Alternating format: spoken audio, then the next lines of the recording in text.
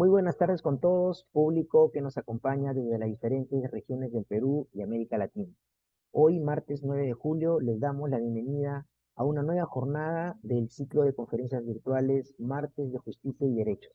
Los saluda Jimmy Torres y en esta oportunidad me es grato presentar la conferencia virtual denominada Aspectos relevantes del nuevo reglamento de la Ley de Transparencia y Acceso a la Información Pública.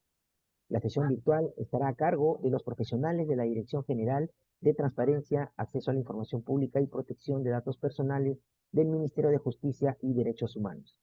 Agradecemos a las 1000 personas que se han conectado el día de hoy a esta conferencia virtual. A continuación, voy a dar pase a la doctora Ana María Martínez Verde, directora general del Centro de Estudios en Justicia y Derechos Humanos, para que nos brinde las palabras de apertura de esta actividad.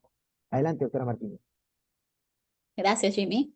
Muy buenas tardes con todos y todas, abogados, servidores públicos, estudiantes universitarios y público en general de las diferentes regiones del Perú. Doctor Eduardo Luna, director general de Transparencia, Acceso a la Información Pública y Protección de Datos Personales del Ministerio de Justicia y Derechos Humanos. Doctora Marcia Aguila Salazar, directora de Transparencia y Acceso a la Información Pública. Y señor Cayetano Quispe Peña, analista de la Dirección de Transparencia y Acceso a la Información Pública. En mi calidad de directora general del Centro de Estudios en Justicia y Derechos Humanos, es un placer poder brindar las palabras de apertura de esta importante actividad que estamos coorganizando y ejecutando con la Dirección General de Transparencia y Acceso a la Información Pública y Protección de Datos Personales, el cual ha sido pues titulada Aspectos relevantes del nuevo reglamento de la Ley de Transparencia y Acceso a la Información Pública y que corresponde al ciclo de conferencias Martes de Justicia y Derechos. El 16 de mayo del año 24 se publicó en el Diario Oficial del Peruano el Decreto Supremo 007-2024 JUS, mediante el cual se aprueba el nuevo reglamento de la Ley 27806, Ley de Transparencia y Acceso a la Información Pública. Esta norma tiene por objetivo desarrollar la Ley 27806 con la finalidad de contribuir a la promoción de la transparencia de los actos del Estado y del ejercicio del derecho fundamental de acceso a la información pública regulado en el inciso 5 del artículo 2 de la Constitución Política del Perú. Este nuevo reglamento es aprobado tras 20 años y deroga el Decreto Supremo 072-2020 de 2003, PCM, que aprobaba el reglamento de la Ley 27806. En este marco, la presente conferencia tiene por finalidad dar a conocer los aspectos más relevantes de este nuevo reglamento, tanto en lo referido a la publicación de información en el portal de transparencia estándar, como en lo que atañe a la tramitación de solicitudes de acceso a la información pública. Por último, quiero resaltar el trabajo y coordinación conjunta entre la Dirección General de Transparencia y Acceso a la Información Pública y el Centro de Estudios de Justicia y Derechos Humanos para llevar a cabo esta importante actividad académica. Esta labor concatenada refleja el trabajo y esfuerzo que el Ministerio de Justicia y Derechos Humanos viene realizando en beneficio de la ciudadanía. Sin mayor preámbulo, les doy la bienvenida a este evento, es que estoy segura que será de mucha utilidad para todos ustedes. Muchas gracias. Gracias, doctora Martínez. Continuando con el programa, dejo ahora con el uso de la palabra al director general de Transparencia, Acceso a la Información Pública y Protección de Datos Personales, doctor Eduardo Luna Cervantes, a fin que pueda inaugurar la presente conferencia. Muchas gracias, Jimmy. Saludos a Anita Martínez, Marcia, Cayetano, Fiorella y todos los servidores, funcionarios públicos y público en general que nos acompaña en esta jornada. La abrumadora concurrencia da cuenta de la importancia de este reglamento para nuestro quehacer diario como servidores del Estado. Y por supuesto, este reglamento, como ya se ha dicho, han tenido que pasar 20 años para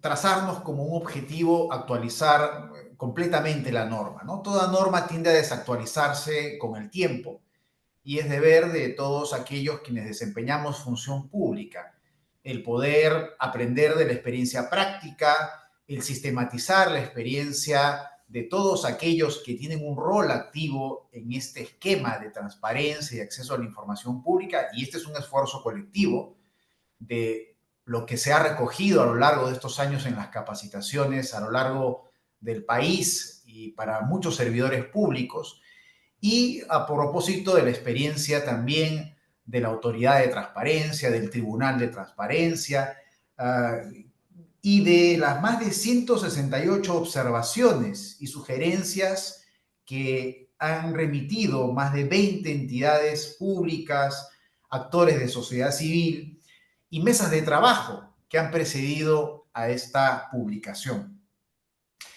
El reglamento claramente busca equilibrar un ejercicio pleno y racional de este derecho constitucional con la determinación clara y precisa de obligaciones a cumplir por parte de las entidades estatales, las mismas que también tienen que ser racionales y razonables en su ejecución. Es razonable que a un ciudadano se le rechace una solicitud de acceso a la información pública por no consignar un correo electrónico o cuando no requiere que dicha información le sea proveída por la vía virtual. Es razonable que a un solicitante de información en Lima que requiere información en la oficina de Tumbes se le exija recogerla en la región norteña, siendo que se trata de una entidad descentralizada. Es razonable que un solicitante de información no pueda cuestionar ante el Tribunal de Transparencia la determinación de un plazo irrazonable para la entrega de la misma, que no pueda presentar un recurso de apelación por la omisión de la entidad de elevar su recurso ante el mismo tribunal. Igualmente, preguntémonos, ¿es razonable que la copia certificada o fedateada, que implica una actividad administrativa extra a la mera reproducción de la información, tenga el mismo tratamiento, coste, que una copia de simple de folio derivada de una solicitud de acceso a la información pública?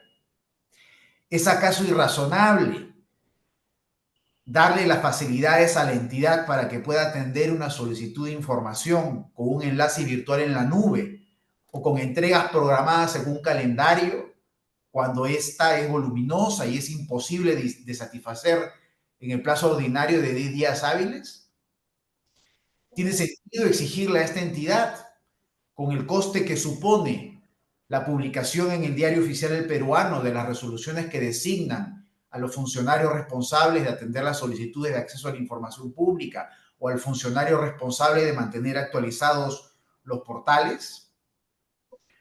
No puede hacerse alojando esta resolución en una página web y no designando a una persona, sino a un puesto o a un cargo, puesto que, por supuesto, estas personas se van de vacaciones o pueden ser sustituidas, ¿no? El nuevo reglamento, sin transgredir los límites de la ley, ofrece soluciones sensatas y flexibles a estas cuestiones, que a lo largo de la jornada las abordaremos. A estos cambios se le añaden otros vinculados a la posibilidad de desclasificar información antes del plazo previsto cuando ya no hay revista un peligro o riesgo para los bienes jurídicos cautelados por la entidad. Además, algunas disposiciones se han plasmado en el nuevo reglamento para estandarizar criterios en torno al procedimiento sancionador por infracciones al régimen de transparencia y acceso a la información pública. El reglamento ha buscado aclarar muchas dudas en torno a las responsabilidades de los distintos actores, si se es funcionario que posee la información, si es funcionario que tramita las solicitudes, si es funcionario que actualiza la información. Y en la medida que todos sepamos cuál es la responsabilidad de cada quien, vamos, por supuesto, a allanar el camino para que el ciudadano, por supuesto, acceda a la información y las entidades puedan cumplir a cabalidad, con eficiencia, las obligaciones que derivan de ella, ¿no? Estamos convencidos, por supuesto, que es un paso adelante en la satisfacción de este derecho constitucional, de este derecho fundamental, y que a la vez, repito, equilibra también las cosas para un cumplimiento racional de la norma, ¿no? Hay asuntos que claramente no hemos podido atajar, habida cuenta de los límites de un reglamento. Seguramente el abuso del derecho es un tema recurrente si hay muchos servidores públicos que nos acompañan.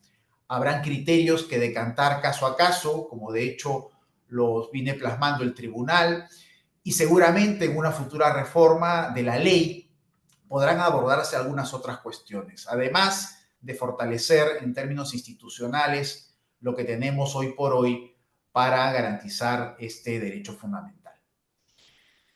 Esto como un preámbulo, lo sustantivo viene seguido con mis colegas Marcia, Cayetano, y acabando la jornada estaremos a su disposición para las consultas que quieran absolver.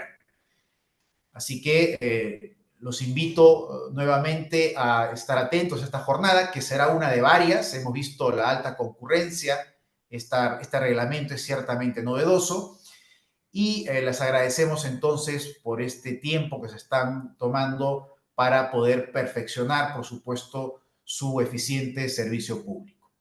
Muchas gracias e inauguramos formalmente esta jornada. Gracias, doctor Luna, por sus palabras. He de mencionar, estimados participantes, que nuestros expositores contarán con un tiempo prudente para desarrollar su presentación y posterior a ello daremos pase a una breve ronda de preguntas, las cuales pueden realizarla a través de la ventana de consultas. Presento entonces a nuestra primera expositora, Marcia Águila Salazar, directora de Transparencia y Acceso a la Información, quien presentará el tema Aspectos relevantes en materia de transparencia activa. Bienvenida, Marcia. Te escuchamos atentos. Buenas tardes con todos y todas, ¿no? Aquellos que se han dado de cita en esta tarde para atender a un tema tan importante como es la transparencia. En esta primera, déjenme compartir, ¿no? En esta primera parte, justamente voy a abordar los temas, los cambios que presenta el nuevo reglamento en materia de transparencia activa. Hablaremos brevemente de lo que es el principio de transparencia, el tema de portal de transparencia estándar, que justamente es el mecanismo de transparencia activa que regula la ley 27806, la ley de transparencia y acceso a la información pública, y finalmente desarrollaremos los aspectos relevantes que regula el nuevo reglamento en transparencia activa. Cuando hablamos pues del principio de transparencia, ¿no? Nos referimos justamente a uno de los componentes principales de un buen gobierno. Ello exige pues que funcionarias y funcionarios, servidores públicos, informen a la ciudadanía sobre cómo ejercen sus funciones o ejecutan los recursos públicos. Por ello, toda la información que sustenta estas decisiones y que obra en las entidades del Estado debe ser, en principio, accesible a la ciudadanía, salvo que por ley se encuentre restringida. Es decir, hablar de transparencia es aludir a la apertura y a la exposición de información, ¿no?, a la ciudadanía respecto del ejercicio de funciones del Estado en su conjunto, de sus autoridades políticas, los funcionarios, servidores en general.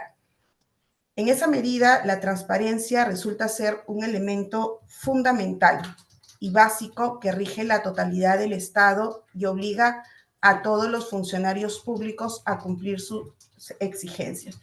Disculpen el corte, ¿pueden ver mi presentación? Sí, se ve Sí. Marcia, pero puedes agrandarlo. O sea, no se nota ampliada. En mi máquina yo la tengo ampliada. Ahora inténtalo. Ajá. A ver, un momento.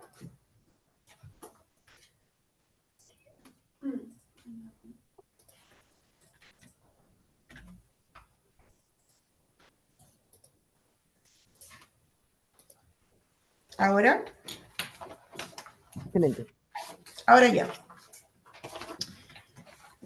Bueno, la transparencia también presenta diversos tipos o clases que responden a dinámicas diferentes, ¿no? Y aquí un breve repaso de lo que debemos entender por transparencia. Tenemos la transparencia reactiva o pasiva, que principalmente es justamente la atención de las solicitudes de acceso a la información pública. El Estado entrega información a solicitud de una persona. Tenemos la transparencia pasiva, que no es otra cosa que la obligación de difundir cierta información que por ley las entidades públicas están obligadas a hacerlas. Y aquí vamos a ver que existen diversos mecanismos para cumplir esta obligación. Tenemos las audiencias de rendición de cuentas, los portales de transparencia estándar, las sedes digitales o portales web de las entidades, entre otros. Y luego tenemos lo que es la transparencia proactiva, es decir, el Estado identifica la necesidad de información que tiene la ciudadanía y la pone a su disposición de manera voluntaria. Un claro ejemplo de esta modalidad de la transparencia la tenemos si nos remontamos en la época de COVID. Existía una necesidad de la población de conocer cuántos pacientes habían, qué centros de salud estaban disponibles, y el Estado no implementó esta sala situacional de COVID. Mi presentación la centraré en lo que es la transparencia activa, ¿no? Esa obligación que tiene el Estado de difundir a través de ciertos canales información. Existen obligaciones mínimas que está regulado y que el Estado, bueno, las entidades públicas deben difundirla sin necesidad de que exista un requerimiento de por medio. Esta difusión o este cumplimiento de obligaciones lo hace a través de distintos mecanismos. Hay mecanismos físicos, como es una audiencia de rendición de cuentas, los periódicos murales, o también mecanismos digitales, ¿no? Le decía hace un momento, el portal de transparencia es uno de ellos, la sede digital o los portales institucionales de la entidad, portales de información, entre otros. Centraré mi presentación en portales de transparencia, que es justamente el mecanismo de transparencia activa que regula la Ley 27806. Como conocemos, es la presentación del portal en formato estandarizado, ¿no? Con ciertos rubros de información uniforme para todas las entidades públicas que son los sujetos obligados a difundir esta información. El portal de transparencia estándar es el canal digital de información estandarizada e integral de las entidades públicas que permite que facilita el acceso a información sobre el uso de los recursos públicos y sobre la gestión institucional. Sin duda, la información que se publicita en este canal digital incrementa los niveles de transparencia. Este portal de transparencia estándar se encuentra integrada a la plataforma gov.p. ¿Cuáles son esos cambios que trae el nuevo reglamento en materia de transparencia activa? Uno de los cambios es la regulación de los coordinadores. Ya la Autoridad de Transparencia, la ANTAI, en el año 2021, cuando en mérito a su función normativa, publica el lineamiento para la implementación y actualización del portal de transparencia. Este lineamiento da las pautas de qué información debe ser publicada, cómo debe ser publicada y en qué tiempos debe ser publicada la información en el portal de transparencia estándar. Este lineamiento regula la figura del coordinador, ¿no? Y este no es otra cosa que el personal de apoyo que tienen las oficinas, las áreas poseedoras de la información que debe ser publicada en el portal de transparencia. Porque claro está, las áreas poseedoras de la información no se dedican o no tienen como única función el recabar la información para proporcionarla al funcionario responsable del portal. Entonces, en la medida de la necesidad que tengan estas áreas, podrán designar a través de un documento interno a este personal de apoyo que va a servir de enlace entre ellos con el funcionario responsable del portal de transparencia estándar. Este funcionario, ¿no? También puede servir de apoyo al propio funcionario responsable del portal de transparencia. ¿Y de qué forma? Si el funcionario responsable del portal de transparencia así lo requiere, podría apoyarlo en realizar el registro y la actualización de la información directamente al portal de transparencia. En este caso, este funcionario responsable del portal deberá coordinar, ¿no?, la asignación de un perfil de usuario en el módulo de administración. Es decir, esta figura que ahora la encontramos regulada a nivel de decreto supremo del coordinador ayudará o brindará un apoyo tanto a las áreas poseedoras de la información para recabarla y entregársela al funcionario, como para el funcionario responsable del portal al momento de registrar y actualizar la información en el portal.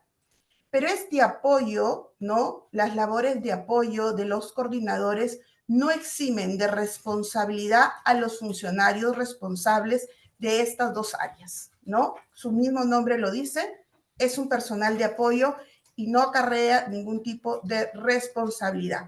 Ante incumplimientos que se puedan presentar en la publicación de información, pues incurrirán estas dos actores que intervienen en la de actualización de la información en los portales de transparencia estándar. Se regula de manera expresa lo que es la transparencia activa, ¿no? O sea, más allá de la legalidad. Y aquí las entidades podrán publicar en su portal de transparencia estándar toda aquella información adicional que incremente los niveles de transparencia y resulten útil y oportuna para los ciudadanos como manifestación de la transparencia activa. Es decir, si la entidad advierte una necesidad de información, en la medida que esta información es de naturaleza pública, sin que medie una ley, puede ponerla a disposición de la ciudadanía. Entonces, aquí estamos regulando ya expresamente lo que es la transparencia proactiva. Nuevas características de la información a ser publicada en el portal de transparencia. El tema de datos abiertos, ¿no? La información deberá ser publicada cuando sea posible en formato de datos abiertos reutilizables. En caso la información se presente en otros formatos, se priorizará aquellos que permitan realizar búsquedas en el contenido de la información. Es decir, si la entidad trabaja información en un archivo Excel, debe priorizar la publicación de esa información en ese formato. La información no es una información que pertenezca a la entidad, es una información que pertenece a la ciudadanía. Y la transparencia y el acceso a la información permite generar nueva información. Entonces, si tenemos información que se ha creado, que es de naturaleza pública, en datos abiertos, que pueden ser reutilizados, deberá preferirse ese formato al momento de su publicación. Si tenemos que publicar, por ejemplo, en un archivo PDF, también existen algunas aplicaciones que permiten realizar búsquedas en el contenido del documento. Estas son las características que debe tener la información al momento de su publicación. Nuevas obligaciones que se regulan en este nuevo reglamento y que deben ser publicadas en el portal de transparencia. Las actas de sesión de los órganos colegiados y del Consejo de Ministros. Bueno, la elaboración, ¿no? La fase de formulación del proyecto llevó algún tiempo y algunas de estas obligaciones, como es las actas del Consejo de Ministros, ya hay una norma que regula su publicación. Pero en este nuevo reglamento lo que hacemos es que esta información debe estar publicada en el portal de transparencia estándar. Y la finalidad es que el ciudadano en un solo espacio pueda encontrar la información que le resulte útil. Además de esta información, ¿no?, de las actas de las sesiones del Consejo de Ministros, También los órganos colegiados, por ejemplo, un tribunal administrativo deberá publicar ahora como obligación las actas de sus sesiones.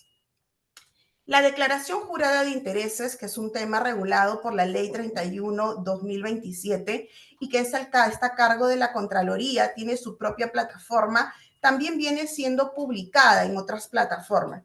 Sin embargo, además de la publicación de esta información en otras plataformas, debe publicarse en el portal de transparencia estándar. Y aquí hay información que a través de la interoperabilidad se puede compartir, porque la idea no es cargar de trabajo al funcionario responsable del portal de transparencia, no ingresar en cuantas plataformas exista, sino que a través de la interoperabilidad esta información se va a compartir.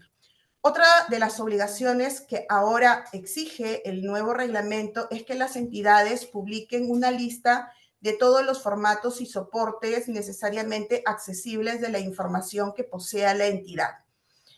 Una de las obligaciones en transparencia pasiva, o sea, al momento de la atención de las solicitudes de acceso a la información pública, es que la entidad clasifique aquella información secreta y reservada. La norma establece un procedimiento para esa clasificación y como parte de ese procedimiento tenemos el registro o índice que da cuenta de qué información la entidad ha clasificado como secreta y reservada. Ese registro o índice ahora debe ser publicado. Sin duda, esta obligación dotará de predictibilidad a la ciudadanía para que antes de presentar una solicitud de acceso a la información pública pueda consultar en esta especie de catálogo qué información la entidad ya ha clasificado como secreta y reservada. Además, publicarse un enlace que contenga pues, los canales digitales, las redes sociales, los servicios de mensajería instantánea o correo electrónico de la entidad con la ciudadanía que permita pues, la presentación de sugerencias o consultas y o quejas, entre otros.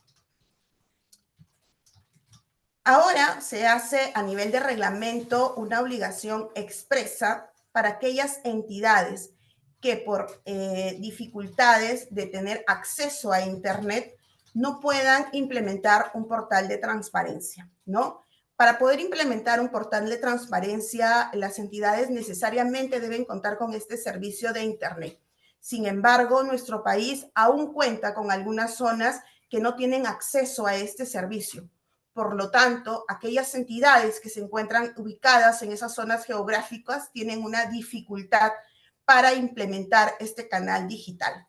Sin embargo, eso no las exime de la obligación, ¿no?, de publicitar la información que por ley están obligadas. Y en estos casos, que son los menos, deberán hacerlo a través de periódicos murales u otros mecanismos en un lugar visible de la entidad. También se delimitan las competencias en esta materia. ¿Y por qué?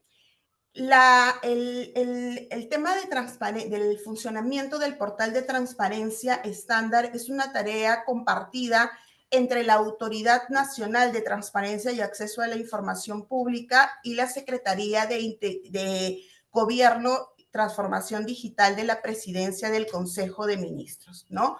La Secretaría de Gobierno Digital, en su condición de ente rector de todo el tema de gobierno digital, tiene a cargo pues la implementación, el funcionamiento y la administración del soporte a través del cual pues funciona el portal de transparencia estándar, mientras que a la ANTAI le corresponde la supervisión del cumplimiento de la actualización del portal, así como emitir directivas, lineamientos que permitan a las entidades cumplir con esta obligación.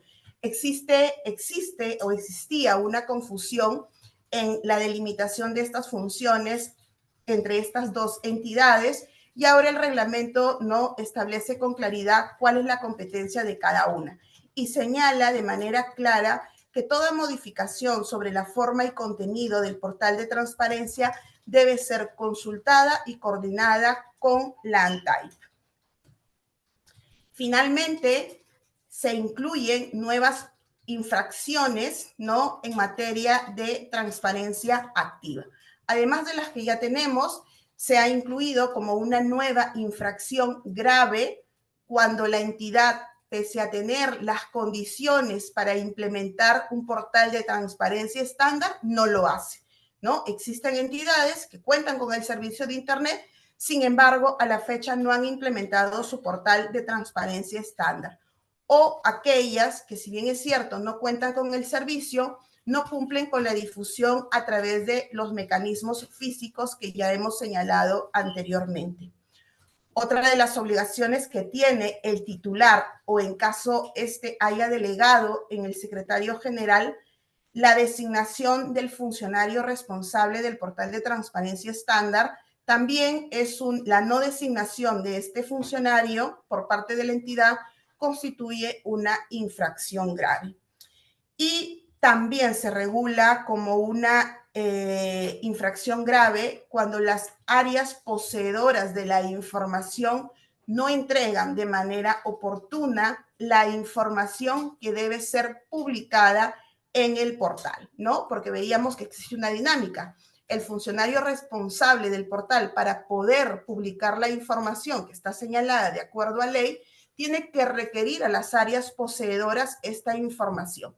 Cuando estas áreas no la entregan de manera oportuna y este funcionario no puede cumplir con esa obligación, pues esta conducta es una conducta que ha sido calificada como una infracción grave. Estas son las nuevas conductas que se incorporan en el nuevo reglamento de transparencia y acceso a la información pública. Estos básicamente han sido los cambios que se regula, que trae consigo el nuevo reglamento de transparencia y acceso a la información pública en materia de transparencia activa.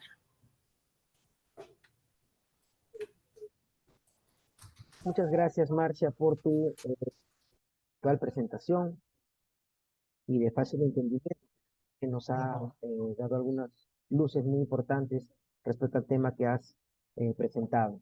Es turno ahora de la segunda y última presentación, la cual está a cargo de Cayetano Quispe Peña, analista de la Dirección de Transparencia y Acceso a la Información Pública, quien presentará el tema aspectos relevantes en materia de transparencia pasiva.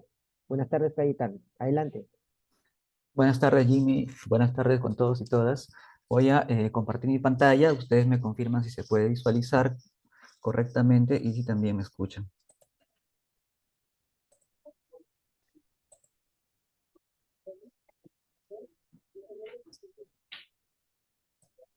Ya, ok.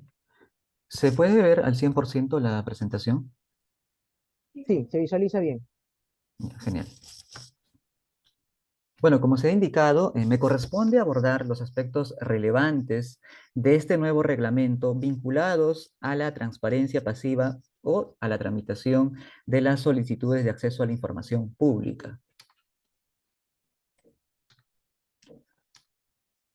Uno de los aspectos que merece destacar es el contenido en el artículo 3 del título preliminar de este reglamento, toda vez que en observancia del reglamento de la Ley Marco para la Producción y Sistematización Legislativa, ha incorporado una serie de definiciones que coadyuvan a una mejor comprensión, interpretación y aplicación.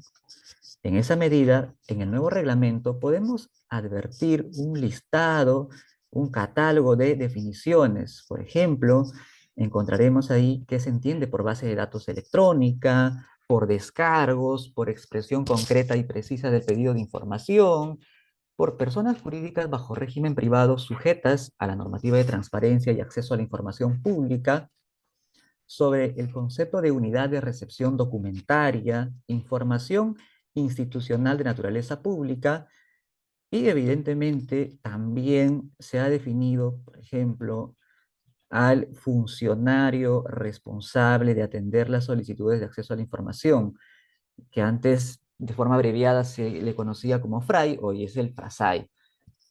Y por otro lado, al funcionario responsable del área poseedora de la información. Otro aspecto también importante que trae este nuevo reglamento es la precisión de los supuestos, de los supuestos excluidos del ámbito de aplicación de la normativa de transparencia y acceso a la información pública. En sentido estricto, se tratan de pedidos que ya no se van a tramitar, no se van a regir por el procedimiento de acceso a la información pública, sino de acuerdo a las normas especiales que les resulten aplicables. Entre ellas, o entre ellos, podemos identificar a los pedidos de información planteados por ciertas autoridades que tienen atribuciones legales para requerir. Por ejemplo, un juzgado, un fiscal, un regidor, entre otras autoridades que tienen atribuciones expresas para requerir información.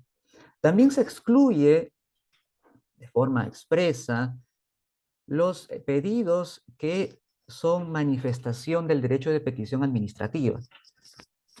Petición consultiva, petición informativa, petición cívica, entre otras manifestaciones de este derecho, ya no se van a regir.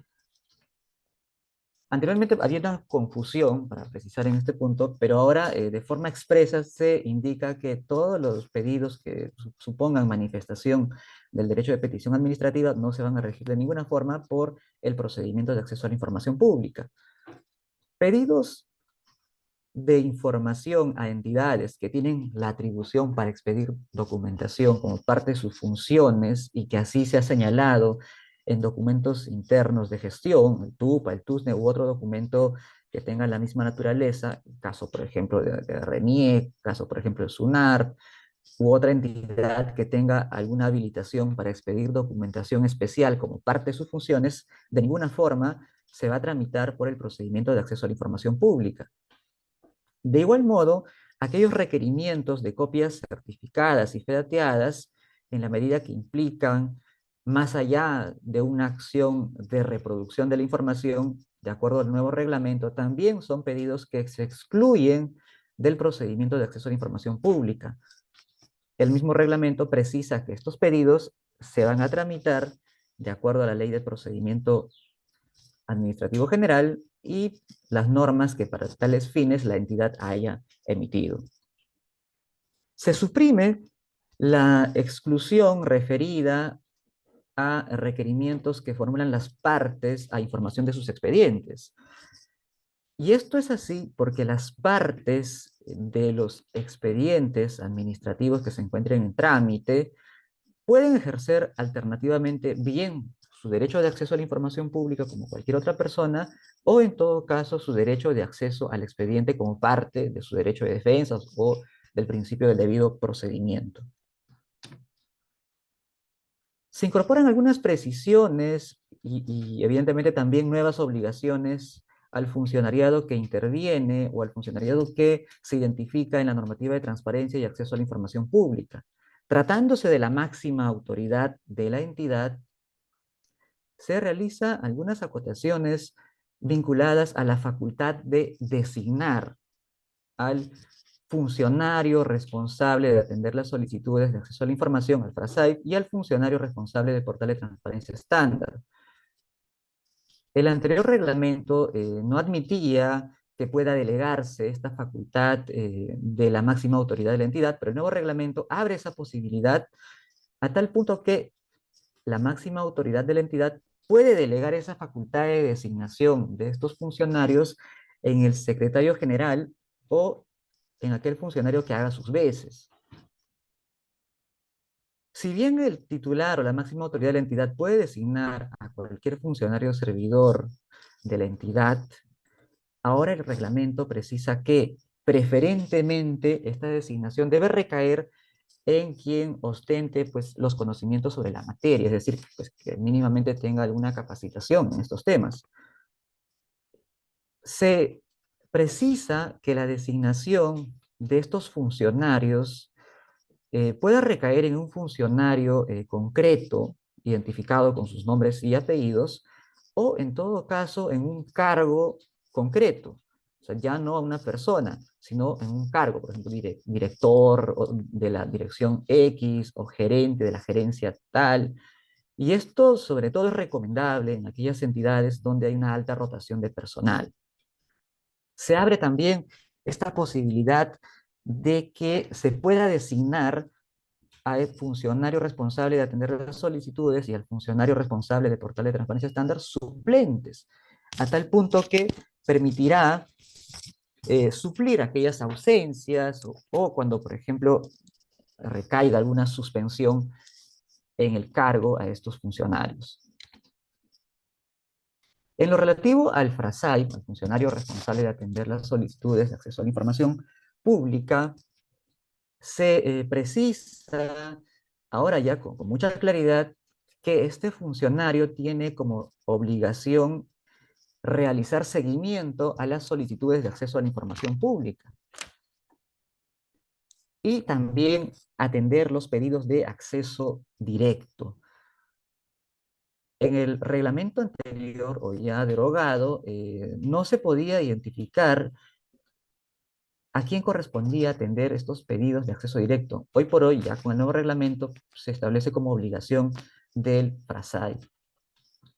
También se establece como obligación del FRASAI identificar los requisitos, los defectos que puedan advertirse en los requisitos obligatorios de la solicitud, y de advertirse de ellos, pues pedir que se subsanen, salvo que este defecto u omisión recaiga en el requisito referido a la expresión concreta y precisa del pedido de información.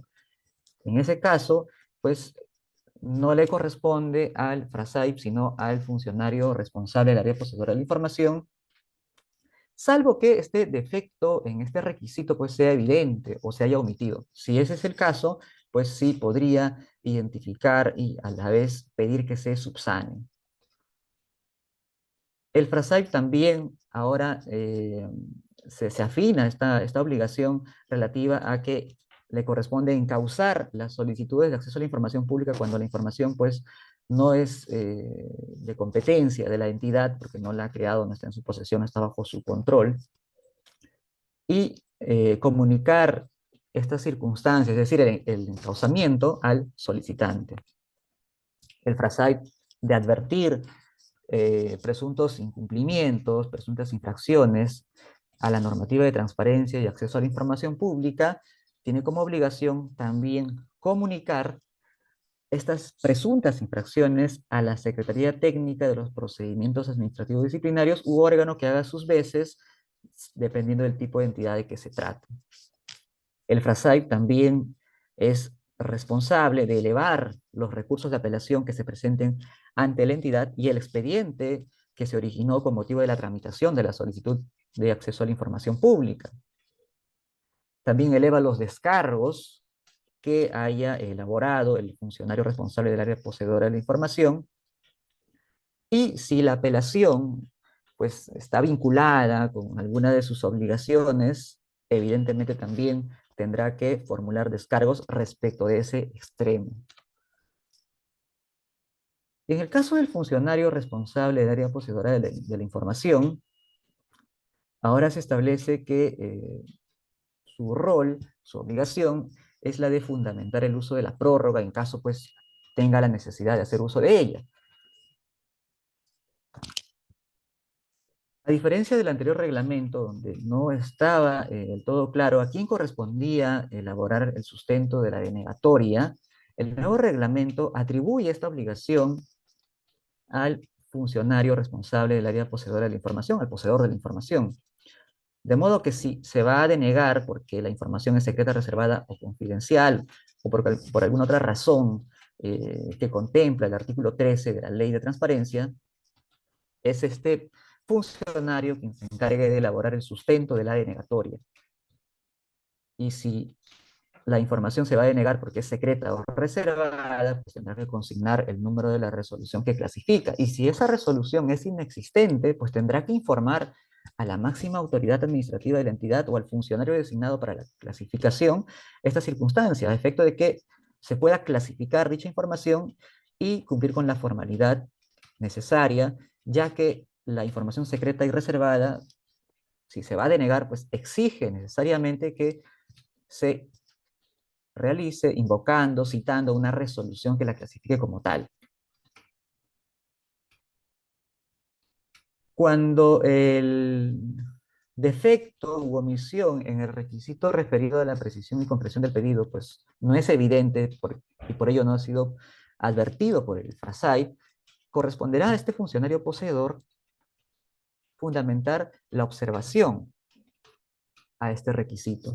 Es decir, deberá informar, deberá sustentar el incumplimiento de este requisito, precisando en qué sentido, en qué medida dicho pedido no es preciso ni concreto.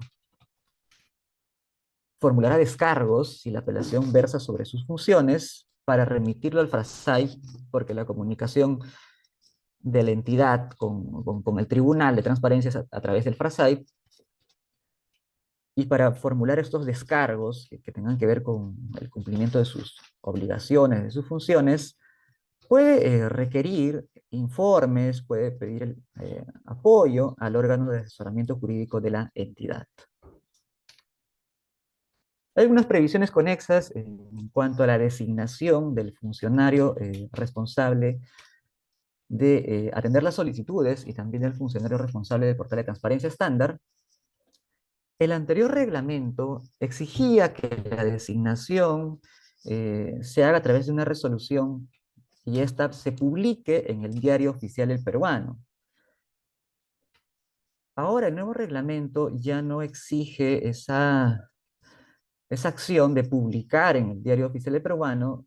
Lo que ahora se plantea es que esta resolución se publique en el portal de transparencia estándar. Salvo pues que la entidad se encuentre ubicada en distritos que no cuenten con infraestructura tecnológica o acceso a Internet para implementar un portal de transparencia estándar. Entonces, en ese caso, pues no hay forma de que se publique en el portal de transparencia estándar.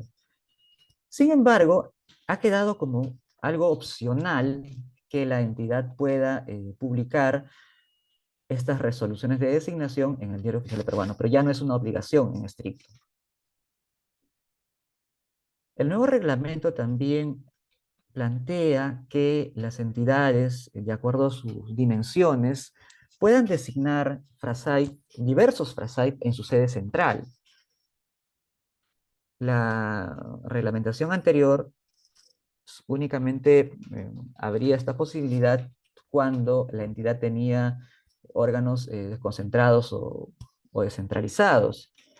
El reglamento vigente, si bien también contempla esta posibilidad, y es más, es una obligación, si es que tengo una oficina, un órgano desconcentrado o oficina desconcentrada, debo designar también en ellas a los FRASAI.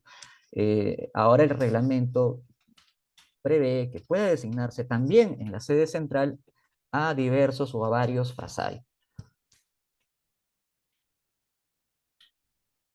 Se prevé también que el FRASAI pueda contar con personal de apoyo, toda vez que en la mayoría de veces el FRASAI ejerce esta labor en adición a las funciones propias de su cargo. Entonces, necesariamente pues, va a requerir el apoyo de un personal. Pero la precisión que hace el reglamento es la siguiente, que el hecho de que exista personal de apoyo no implica una delegación de sus obligaciones, no es que se va a deslindar de sus obligaciones. Hay algunas reglas en cuanto ya al trámite de la solicitud de acceso a la información pública y la vamos a detallar a continuación. Y merece destacar lo previsto en los artículos 13 y 15, toda vez que a través de estos dispositivos se hace una distinción expresa entre los requisitos obligatorios y los requisitos opcionales.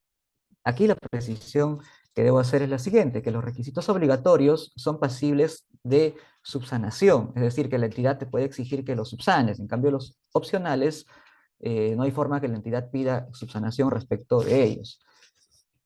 En cuanto a los requisitos obligatorios, el nuevo reglamento exige la consignación del documento de identificación que corresponda a todo solicitante, incluso a los menores de edad. El anterior reglamento hacía una salvedad en cuanto a los menores de edad, pero hoy por hoy el reglamento vigente ya no contiene esa salvedad. Todo solicitante debe consignar su documento de identificación, incluso los menores de edad. El nuevo reglamento también establece como requisito obligatorio el señalar la forma o modalidad en la que prefiere que el solicitante le entregue la información. De modo que si éste no consigna la forma o modalidad, se entiende, y la entidad lo va a entender así, porque el reglamento abre esta posibilidad, que la entrega se va a realizar en copias. En cuanto a los requisitos opcionales, se señala como uno de ellos el consignar datos que propicie la localización o facilite la búsqueda de la información, con la finalidad de agenciarse información para la generación de políticas públicas. También ahora se ha planteado como requisito opcional que el solicitante consigne su sexo, edad, autoidentificación étnica, discapacidad, lengua materna, área geográfica de procedencia, entre otros. En cuanto al teléfono, correo y algún otro medio de datos de transmisión a distancia, si bien estos requisitos son obligatorios y son opcionales, en principio son opcionales, y tienen la consideración de datos de contacto, si es que el administrado o el solicitante ha señalado como medio de notificación o de entrega de información un correo o un teléfono, estos requisitos pasan de ser opcionales a obligatorios. Todo requerimiento de subsanación de requisitos obligatorios debe contener la indicación relativa a qué es lo que requiere ser aclarado o precisado. No hay forma de que la entidad le diga al solicitante: no has cumplido con tal requisito obligatorio, sin darle mayores explicaciones. Ahora el reglamento exige que se especifique la observación indicando lo que debe ser aclarado o precisado. Si el administrado no subsana su solicitud que fue observada, pues esta se va a considerar por no presentada, se archiva, y ahora el nuevo reglamento exige que esta decisión de archivo se le comunique también al solicitante, toda vez que este podría no estar conforme con dicha decisión e impugnarla ante el Tribunal de Transparencia y Acceso a la Información Pública a través del recurso de apelación. El nuevo reglamento también establece normas relativas a la presentación de las solicitudes de acceso a la información pública. Entre ellas, que todo medio de recepción de solicitud, sobre todo los medios digitales, deben generar necesariamente un cargo de recepción, donde se indique fecha, hora y lugar de la presentación de la solicitud. Los formularios digitales que las entidades hayan implementado de forma voluntaria y como buena práctica, deben contar con caracteres suficientes, un espacio con caracteres suficientes, y adicionalmente, pues, que permita la carga de documentos. El encauzamiento externo ahora tiene un plazo mayor en cuanto a la situación de comunicar esto al solicitante. Antes, el reglamento únicamente había contemplado un plazo de 2 días hábiles.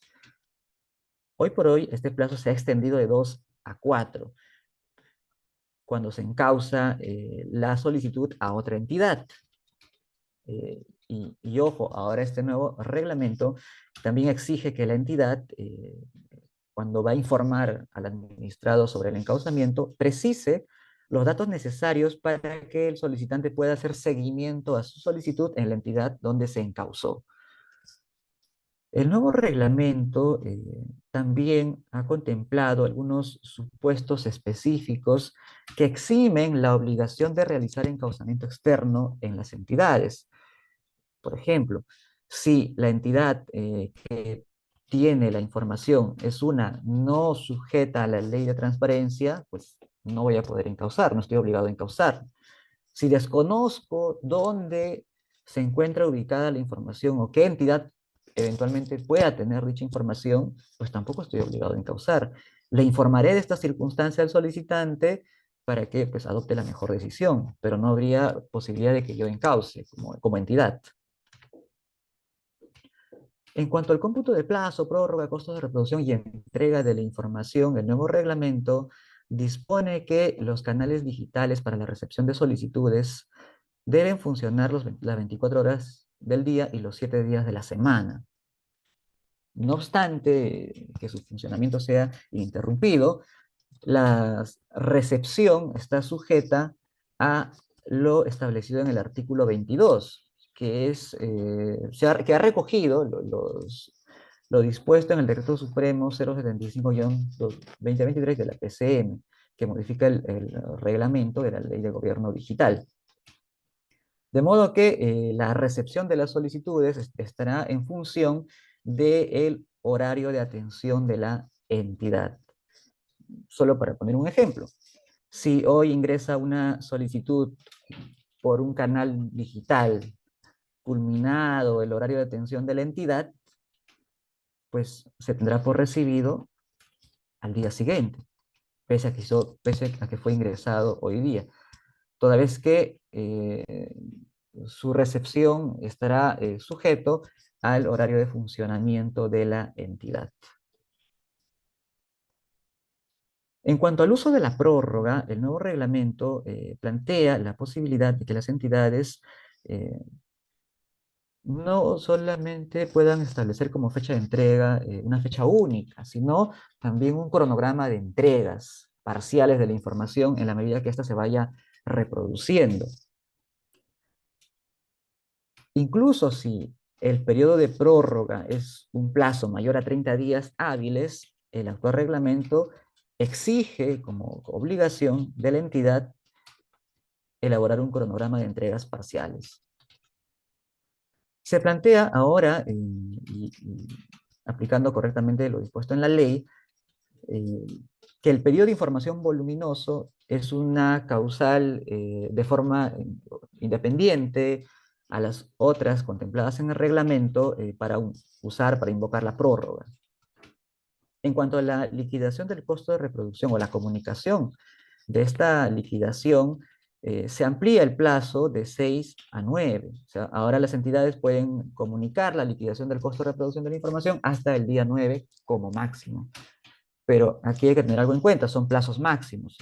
Puedo hacerlo antes, no hay ningún inconveniente. La entrega de información en soporte físico, de acuerdo al nuevo reglamento, en el reglamento anterior también se señalaba algo parecido, pero ahora es un poco más precisa la redacción, en el sentido de que toda información que va a ser entregada en soporte físico, papel o CD o en algún otro soporte físico, necesariamente se realiza en la unidad de recepción documentaria de la entidad, mesa de partes. Claro que debe necesariamente acreditarse el pago de la reproducción de la información y previamente la entidad le haya notificado al solicitante que la información está ya a su disposición para que la recoja. Y esto es así porque había dudas respecto a si la entidad estaba obligada de enviar la información al domicilio del solicitante. Entonces, con el nuevo reglamento esas dudas ya se han disipado y la cuestión ha sido zanjada porque toda información que se va a entregar en soporte físico es en la unidad de recepción documentaria de la entidad. En cuanto a la entrega de información en soporte digital, hay dos formas de hacerlo. Una de ellas es el envío del archivo como adjunto, o también el envío de un enlace, un link de acceso al portal de transparencia estándar o a una plataforma o servicio digital donde la información puede encontrarse. Lo que agrega aquí el reglamento es que cuando voy a entregar información utilizando un enlace, un link, estos enlaces deben tener un periodo de vigencia mínimo de 30 días calendario. Puede tener un periodo de vigencia mayor, pero como mínimo este debe estar vigente 30 días calendarios. En cuanto a la información que obra en correos electrónicos institucionales, se precisa ahora que el poseedor de esta información es el titular de la cuenta del correo electrónico o el usuario de este correo. Entonces, cuando se requiere información obrante en correo electrónico institucional de un funcionario o servidor que se encuentra en funciones, que tiene vínculo vigente con la entidad, es este funcionario el poseedor de la información. Y como poseedor está obligado de evaluar la accesibilidad o inaccesibilidad a la información contenida en dicha herramienta y atender el requerimiento del FRASAI. También se prevé como obligación del funcionario o servidor que se va a desvincular o que se está desvinculando de la entidad, que al momento de hacer la entrega de su cargo, también entregue la información obrante en sus correos electrónicos institucionales. En la medida que los correos electrónicos son herramientas que las entidades brindan a los funcionarios y servidores para el mejor cumplimiento de sus funciones,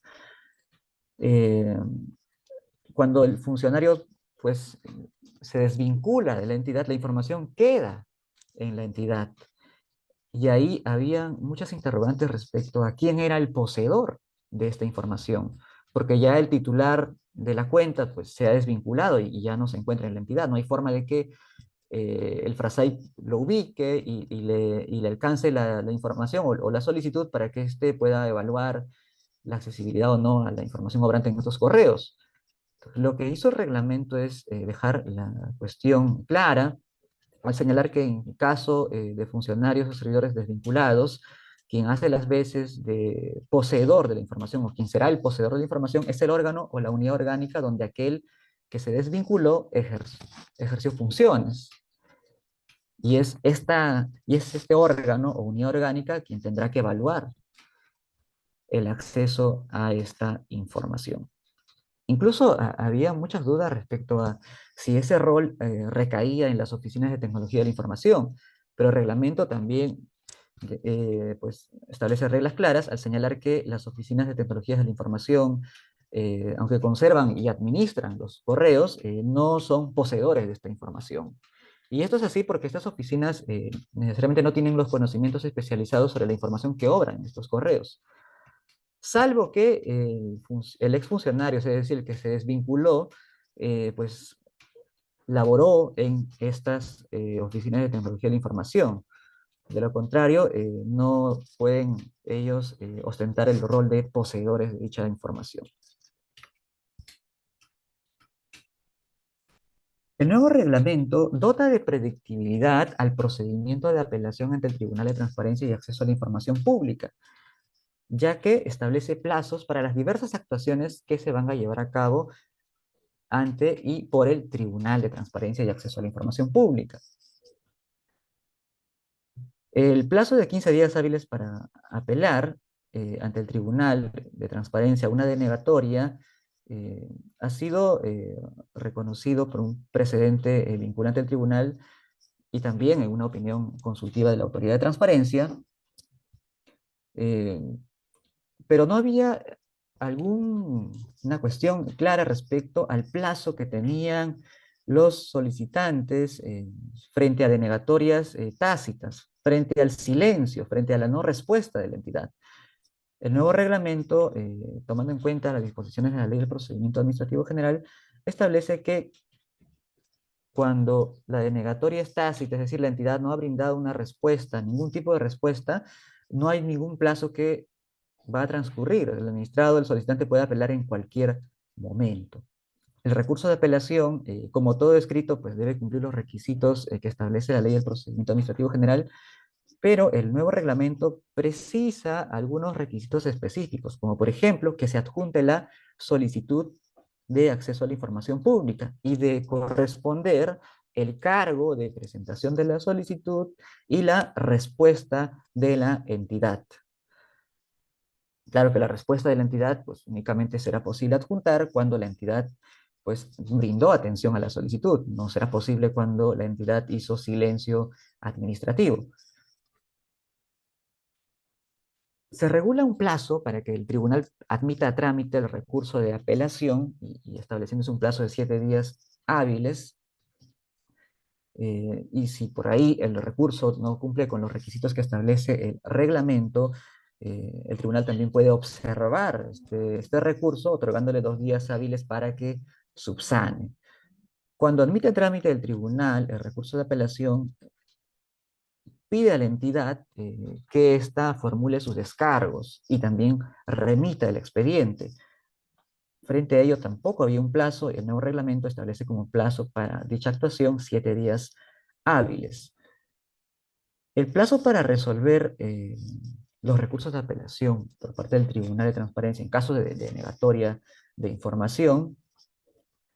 Si bien la norma señala que son 10 días hábiles, el reglamento precisa que estos 10 días hábiles se van a contabilizar a partir del día siguiente de la notificación de la resolución de admisibilidad a trámite.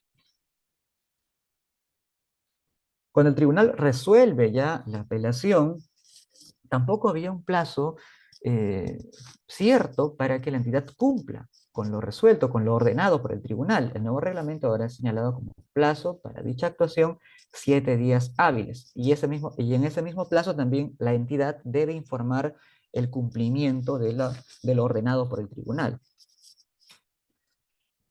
Se establece en el nuevo reglamento la posibilidad de que las entidades puedan variar su decisión denegatoria aun cuando se encuentre en trámite un recurso de apelación ante el Tribunal de Transparencia. Y también innovando y en el marco de las medidas de simplificación, se prevé que el tribunal pueda admitir a trámite de forma excepcional un recurso de apelación cuando éste ha sido puesto en conocimiento por el administrado y la entidad a donde se presentó. Inicialmente el mismo pues no lo ha elevado.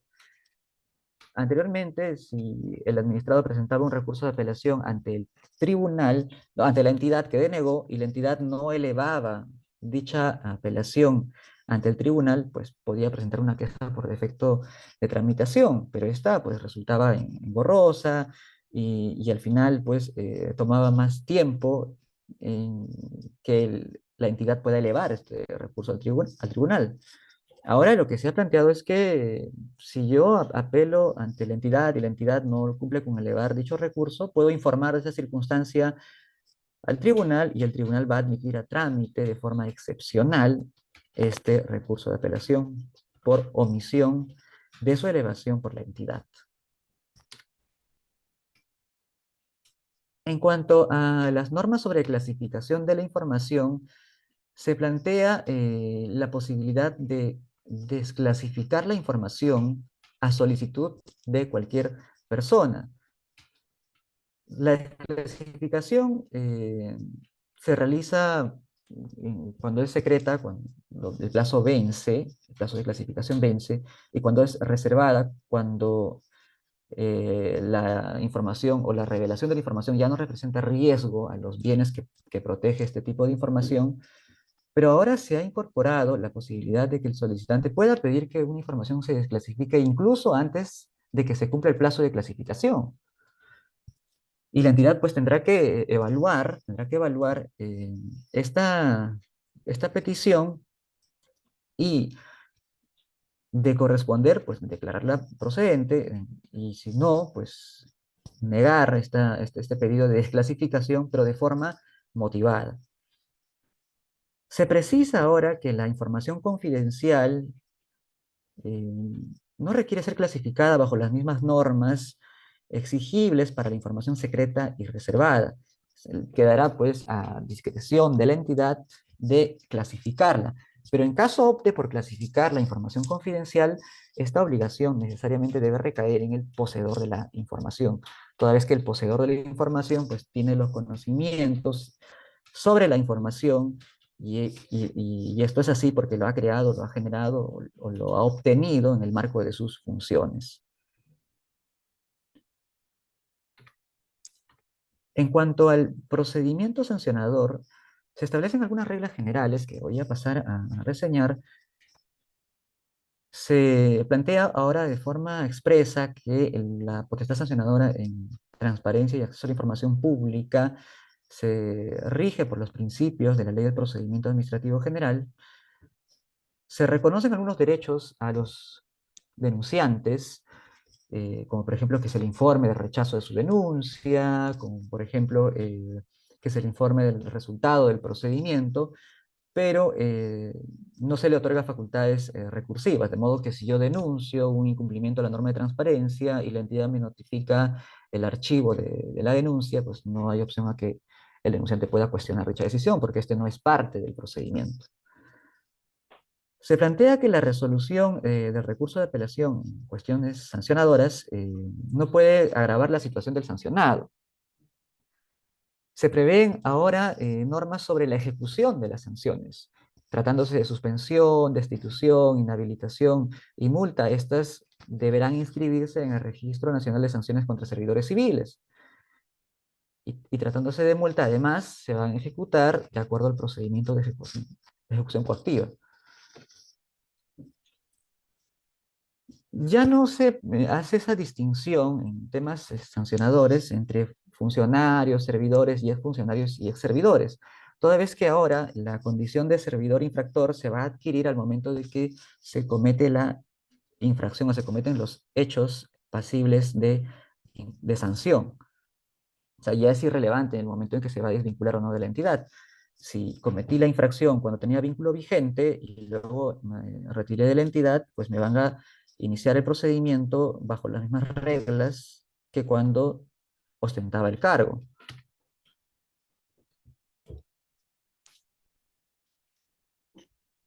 Y ya para culminar, me gustaría destacar que el reglamento hace posible la convivencia o la coexistencia, por así decirlo, de un régimen disciplinario contra funcionarios y servidores y de un régimen sancionador contra personas jurídicas privadas sujetas a la norma de transparencia y acceso a la información pública. En el caso del régimen disciplinario contra funcionarios y servidores, el reglamento precisa que la determinación de la infracción y la imposición de las sanciones corresponde a cada entidad. El Tribunal de Transparencia ni la Autoridad de Transparencia tienen estas facultades para investigar y sancionar. Y ahora se precisa que se van a aplicar estas sanciones conforme al régimen disciplinario y el procedimiento sancionador de la Ley 357, la Ley del Servicio Civil. Y este régimen disciplinario de la normativa del servicio civil, pues se va a aplicar de forma supletoria, tratándose de empresas del Estado y servidores sujetos a carreras especiales. Y como el régimen disciplinario de la normativa del servicio civil no se aplica a las empresas que se encuentran bajo el ámbito del FONAFE, la norma ha previsto que estas empresas bajo el ámbito del FONAFE adecúen sus procedimientos internos en un plazo de 6 meses, que evidentemente pues, estará a cargo de la autoridad, la supervisión del cumplimiento de esta adecuación. Estas empresas bajo el ámbito del FONAFE tendrán que modificar sus normas internas para hacer posible la aplicación de las sanciones contempladas en la normativa de transparencia y acceso a la información pública.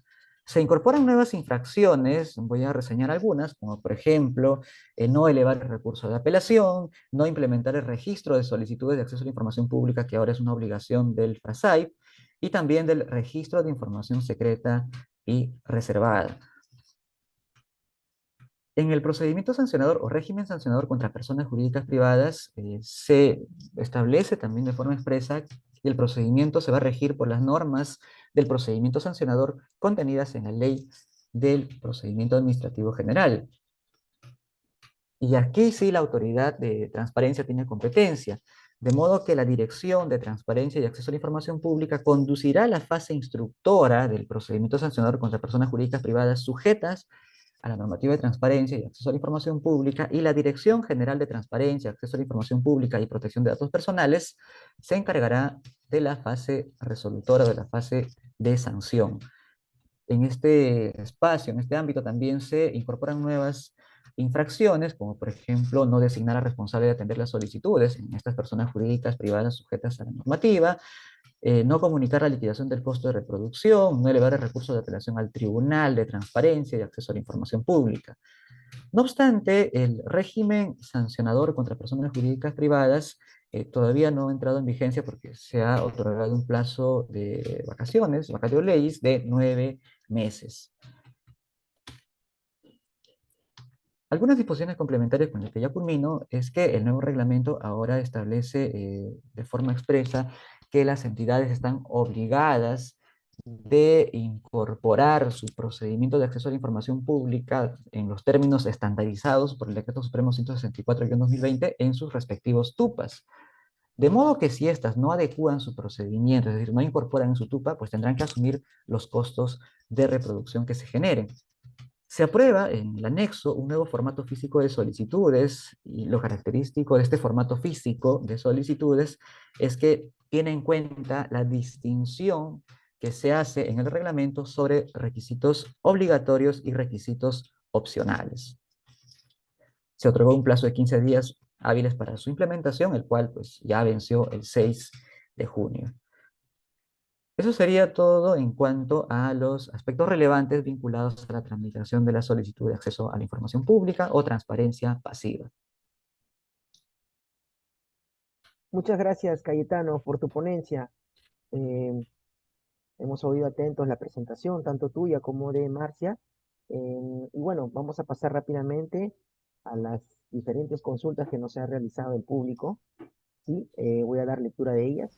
A ver, una pregunta es, ¿es del reglamento es pertinente actualizar el TUPA?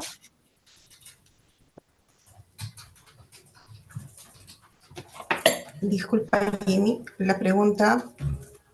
Sí, la primera pregunta que queremos hacerles es, sobre la base del reglamento, ¿es pertinente actualizar el TUPA? Eso dependerá de la propia información que tiene la entidad. Por ejemplo, si la entidad ahora está implementando nuevos canales para la presentación de solicitudes de acceso a la información pública y que no están regulados en su actual TUPA, deberá modificarlo. Lo mismo sucede si la entidad anteriormente consignó como una forma de entrega la copia certificada. El nuevo reglamento regula como un supuesto de exclusión la entrega de información a través de esa forma. Entonces, si lo tienen, habría que corregirlo. Perfecto. Otra consulta que nos hacen es la siguiente. ¿Qué se hace cuando las áreas poseedoras de la información no quieren designar a un coordinador? En realidad, la designación del coordinador es una obligación que recae justamente en las áreas poseedoras. Y ellas lo van a designar en la medida que lo requieran, ¿no? Porque tenemos que tener en cuenta que las áreas, los funcionarios en materia de transparencia y acceso a la información pública no se dedican exclusivamente a estas tareas, sino que lo hacen en adición a sus funciones. Entonces, si yo veo que no puedo y que es una tarea que no la puedo cumplir, pues lo designaré. Pero si este funcionario no lo designa y cumple de manera oportuna su función, no habría una necesidad. Pero si no lo cumple y no lo designo, el funcionario responsable que está siendo afectado porque no puede publicar la información dentro de los plazos, puede dar cuenta a la Secretaría Técnica de Procedimientos Administrativos o la que haga sus veces de esta conducta porque hay un incumplimiento del área poseedora, ¿no? Entonces, podría hacerlo eso, pero esto, digamos, es una obligación del área poseedora. De acuerdo. Otra consulta que nos hacen es, ¿bajo qué parámetro se va a decidir si el derecho de una parte a acceder a su expediente administrativo será considerado como una SAI? Eso lo va a determinar el caso en particular. No es el solicitante tiene la posibilidad de, al momento de requerir información, de decidir si lo hace en mérito de su derecho de acceso a la información y así lo dirá, lo hará saber, ¿no? Porque está solicitando que se haga en el marco de esta norma o también puede alegar su condición de parte. Y en esta situación, pues, evidentemente, su condición de parte, la norma que regula es la Ley de Procedimiento Administrativo, que le ofrece un procedimiento más rápido, ¿no? Más intuitivo, porque en el caso de tramitarlo como una solicitud de acceso a la información pública, esta persona pues se va a enfrentar o va a tener que, se va a tener que aplicar el procedimiento de acceso. Si se trata de un pedido voluminoso, la entidad podrá hacer uso de la prórroga, la información la va a tener dentro del plazo que regula la ley. Si hay información que es restringida, pues se tendrá que hacerle una entrega parcial, situación que no sucedería cuando él alega su condición de parte, pero eso lo determinará el caso en particular. De acuerdo, Marcia. Otra consulta que nos hacen es sobre, respecto al tema de copias certificadas, ¿es pertinente crear un procedimiento TUPA? Evidentemente, ahora sí. ¿Cómo lo tienen que hacer? Ese es un tema que está regulado, bueno, como lo decía hace un momento, ¿no? El actual reglamento lo excluye, o sea, En los pedidos de copias certificadas no se enmarca dentro del procedimiento de acceso a la información pública. Ya el Tribunal Constitucional se ha pronunciado sobre este tema y es en base a esta, digamos, jurisprudencia del Tribunal Constitucional es que se sustenta el nuevo reglamento, ¿no? El tribunal ha dicho que el derecho de acceso a la información pública se cumple con la reproducción de la información como está, no dotándole de características como un fedateo o una certificación. La entidad tendrá que establecer un procedimiento que regula la Ley de Procedimiento Administrativo General, pero decir cómo lo tiene que hacer es una consulta que no puede ser absuelta por la autoridad, excede de sus funciones, toda vez que no es un tema materia de transparencia y acceso a la información pública. De acuerdo. Otra consulta es, respecto a la prórroga de acceso a la información del área poseedora, ¿puede remitir directamente al solicitante o solo lo hará a través del FRAI? En realidad, toda comunicación que la entidad realiza con el solicitante se tiene que canalizar a través del funcionario responsable de acceso, o sea, del FRASAI. En el caso de la prórroga, como la subsanación, dependiendo de algunos supuestos, como señalaban, es el área poseedora que la sustenta, pero quien la comunica es el FRASAI. Ahí hay que hacer una distinción entre quién sustenta y quién informa. De acuerdo. A ver, acá nos hacen una consulta, a ver, les voy a leer. ¿Sí? Hubo un caso que una declaración jurada entregada a la entidad y remitida a la CGR, posteriormente la servidora civil lo encontró en Google. Entonces, ¿hasta qué punto hay responsabilidad de esas entidades en proteger los datos de un trabajador e información que pueden caer en manos equivocadas? Esas nuevas sanciones se hacen al titular de la entidad y las infracciones son para el FRAI y el FRAPI. Bueno, cuando hablamos de declaración jurada, ya sea de bienes y rentas o la declaración jurada de intereses, evidentemente hay otros derechos que contienen, por ejemplo, temas de datos personales. Sin embargo, estos derechos son, digamos, dados de una naturaleza pública por una ley. Y en la medida que la ley establece que estos datos personales son públicos, es válido que lo podamos encontrar en cualquier plataforma. Es más, una de las obligaciones de transparencia activa es la publicación de las declaraciones juradas. En el caso de la declaración jurada de intereses, no hay una restricción, ¿no? La norma dice hay que publicar esta información. Es más, la tenemos que publicar de oficio sin necesidad que me la pidan.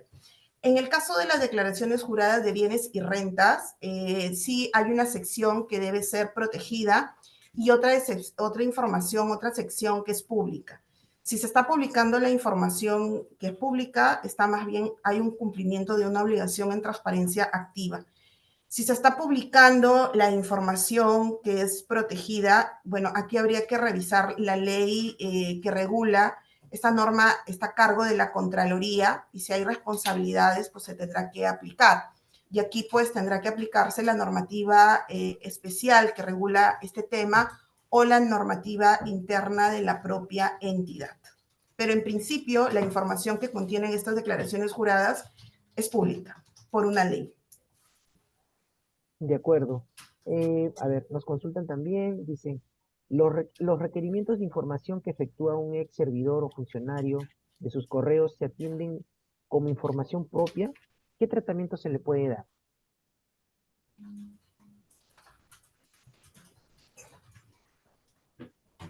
Sí, ¿sí me escuchan?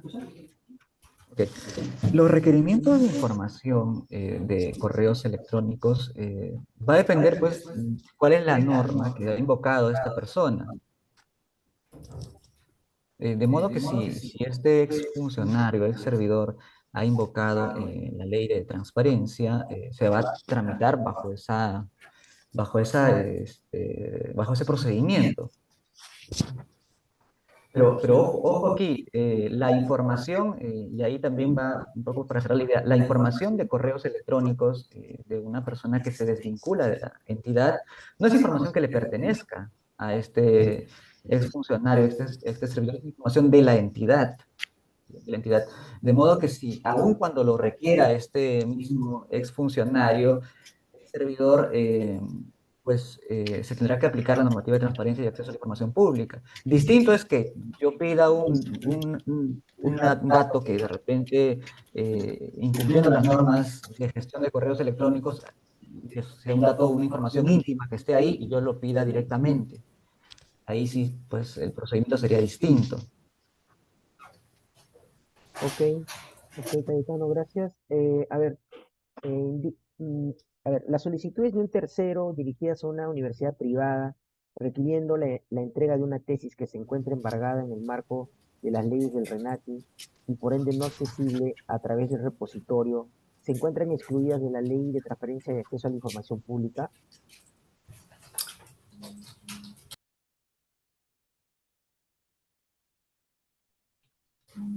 Ahí, bueno, aprovecho también para indicar algo. La Autoridad de Transparencia hace unos días ha emitido una opinión consultiva respecto a la naturaleza de la información de trabajos de investigación. Eh, Toda vez que la entrega de estos trabajos de investigación podrían vulnerar el derecho de autor.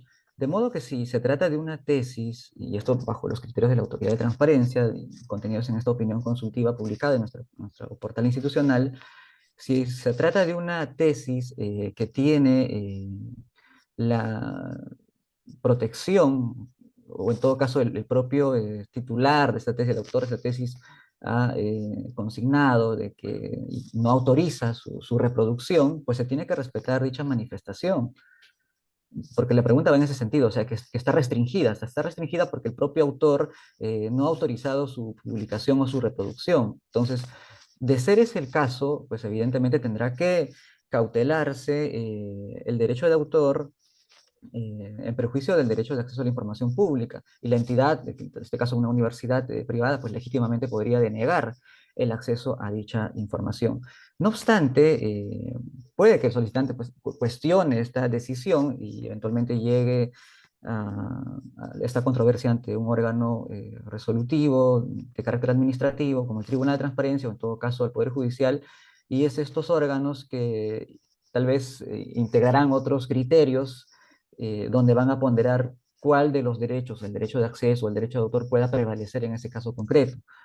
Pero desde la Autoridad de Transparencia tenemos ese criterio de que si hay una negativa del autor, pues se tiene que priorizar su derecho, su derecho de autor, pues específicamente la protección del derecho de reproducción de la información. De acuerdo. Y bueno, ya estando casi cerca de la parte final, vamos a proceder a formularles la última pregunta, que es la siguiente. ¿Se puede brindar acceso a la información de un expediente que se encuentre en trámite? Y se puede acceder a la información respecto de un expediente vinculado a investigaciones en trámite referida al ejercicio de la potestad de la administración pública. Bueno, la regla general es que la información que genera o que posee la entidad es pública. Y solo por excepción, cuando exista, digamos, regulada una excepción, ya sea por ley, por la Constitución, porque se está protegiendo un bien jurídico, un derecho fundamental, es que no se entrega.